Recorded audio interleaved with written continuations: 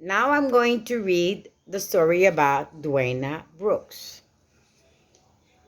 On Friday nights, Dwaina Brooks, 11, and as many as 26 of her friends and relatives turned her mother's kitchen into a meal factory for the homeless of Dallas.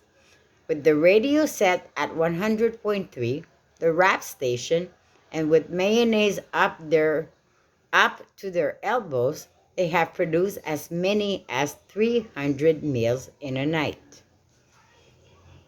So this is the story overall. I will begin. Each morning, on her way to school, Dwaina Brooks saw the line of men and women outside a homeless shelter and soup kitchen in Dallas. Many looked cold and sleepy. Sometimes one man stood in the street carrying a sign that said, "I will work for food to feed my children." No one ever stopped to talk to him. How could they just pass him by? At school, her fourth grade class was doing a unit on homelessness. Once a week, students telephoned a shelter and talked with someone who was staying there. Dwaina would ask the person on the other end of the phone, "How'd you wind up on the streets? Do you want to be there? What did you do before?" She listened carefully. Most people's lives had been going along okay, and then something bad had happened. They got fired. The family broke up. They couldn't make a rent payment. Always, she asked, "What do you need?" The answer was always a home or a job. It never seemed as though she could do much more than keep sending her lunch money to the shelter.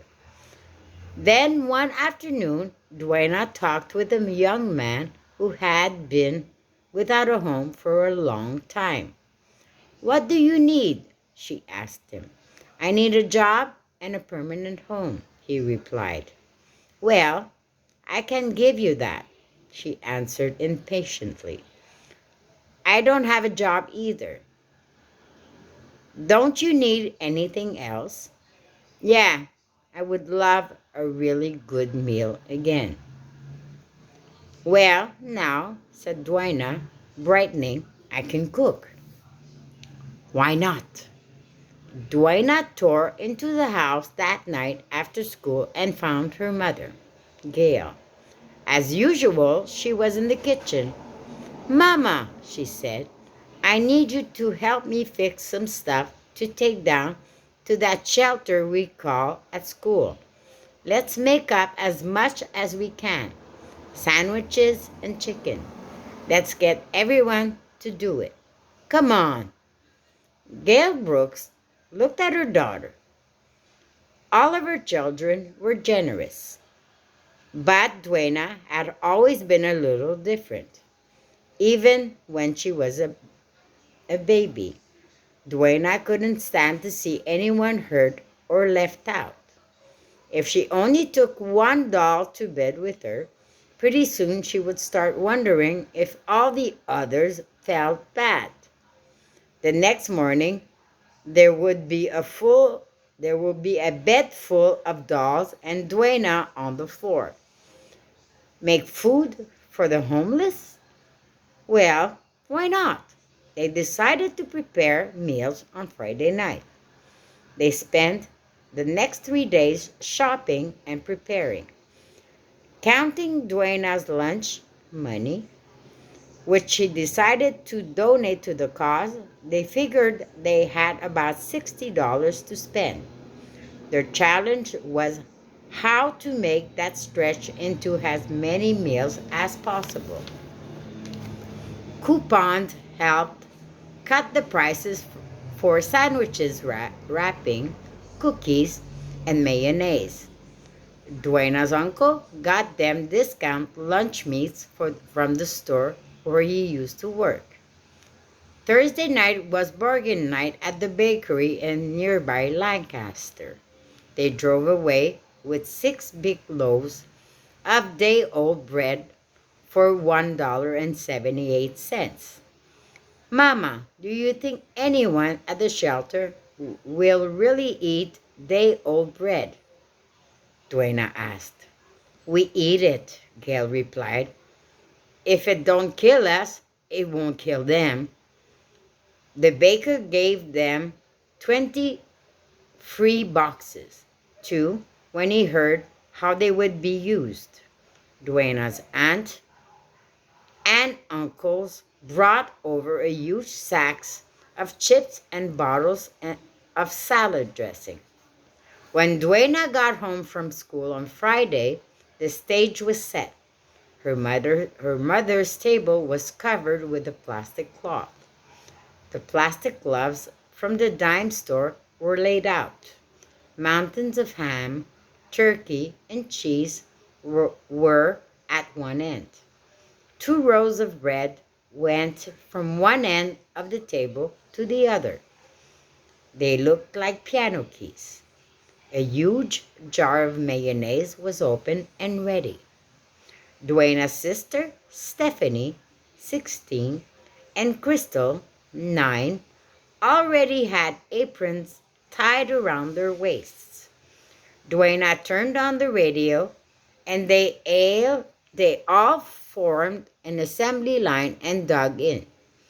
Gail threw chicken into 3 skillets and got them all going at once. Duena slapped meat on open slices of bread and covered them with mayo. Crystal wrapped sandwiches and stuffed sacks. Duena looked on proudly as the corner of the kitchen began to fill up with sacks. It looked like a lot of meals. It was after 10 when the last sack was stuffed. The kitchen looked like a tornado had ripped through it. They placed 105 carefully wrapped meals in the bakery boxes, loaded them in the Oldsmobile, and headed downtown. When they got to the shelter, 2 men came out to the street and helped carry in the boxes. Duena set down her first box and looked around the shelter. It was a big open room with beds along the walls.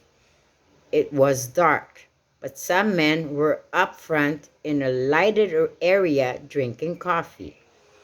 She wondered if the man who had said he wanted a good meal was still living there. If he was, she thought with pride, he sure enough would have a treat tonight. Who'll be there? Who'll be there? After that, nearly every Friday night for a year, Duena and her mother and whatever sisters were around made food for shelters in Dallas. At first, they took the food to the shelters themselves, but then their church volunteered to make the deliveries for them. Always, Duena wanted to make more meals. That shelter had hundreds of people. She and her mom alone probably weren't feeding half of the time. On Friday evening, she had an idea. She knew where she could get some extra help, and lots of it, too. The following morning, she asked her 5th-grade teacher, Mr. Frost, if she could speak to the class while he took roll. Duena had been the class leader since the first day of school, when she had told a group of loud boys to shut up so she could hear her teacher. She could be tough or funny or kind. She always seemed to know exactly what would move them. Now Duena smashed both hands on her desk hard to get their attention and stood up.